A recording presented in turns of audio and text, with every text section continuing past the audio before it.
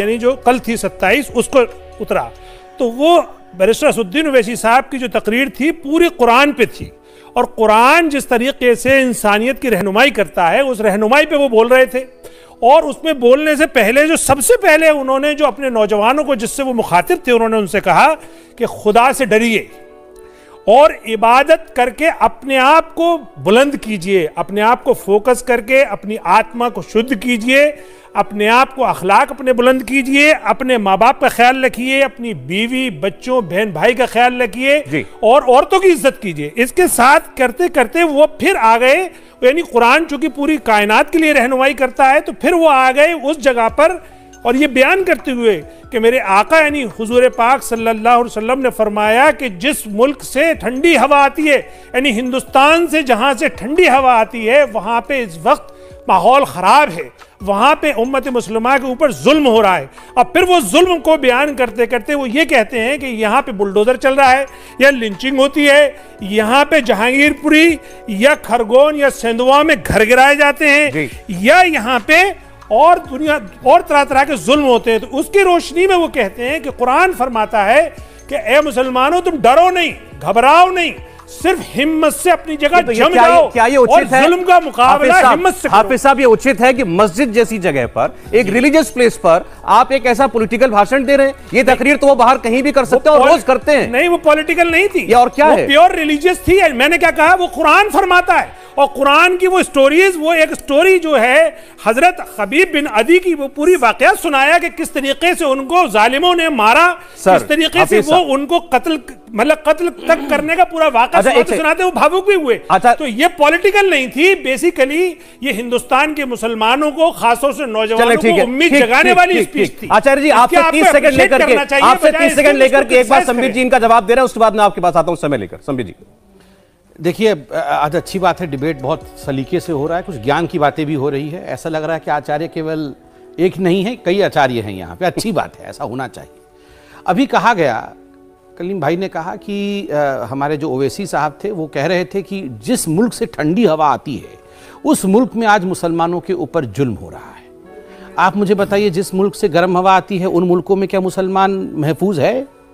आप बताइए, अमेरिका में क्या मुसलमान महफूज है? जब 9/11 हुआ था उसके बाद से तो आप कह रहे हैं वहाँ भी महफूज नहीं है, वहाँ भी बड़ी स्थिति खराब है। क्या चाइना में महफूज है? वहाँ तो जो उइगुर के साथ हो रहा है वो आप देख रहे हैं, आप तो कह ही रहे हैं उस विषय में।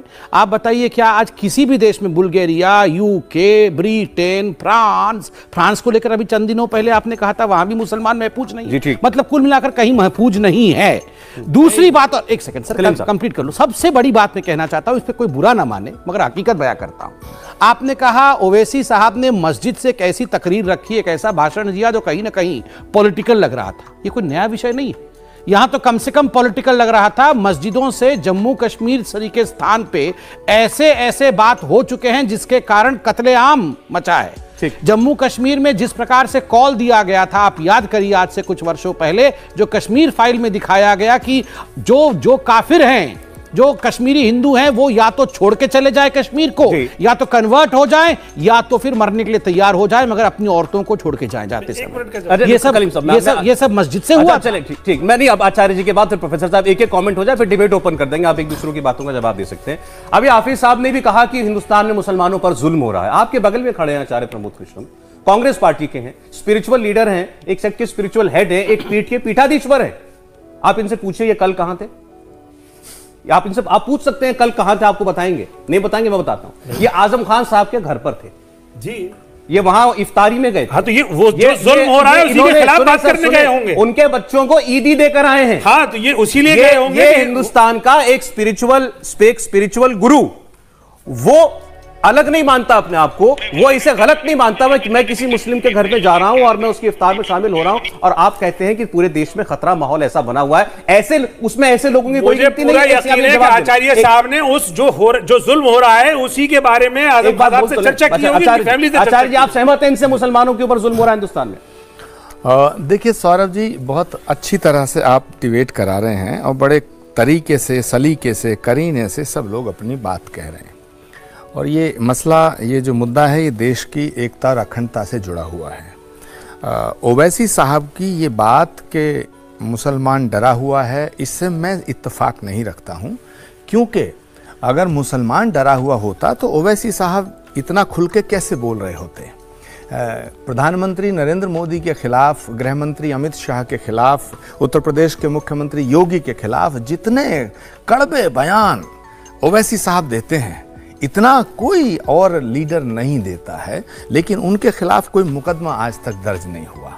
जहां तक सवाल है कांग्रेस पार्टी का, बीजेपी का, ओवैसी साहब की पार्टी का, समाजवादी का या और तमाम सियासी दलों का, मुद्दा ये नहीं है।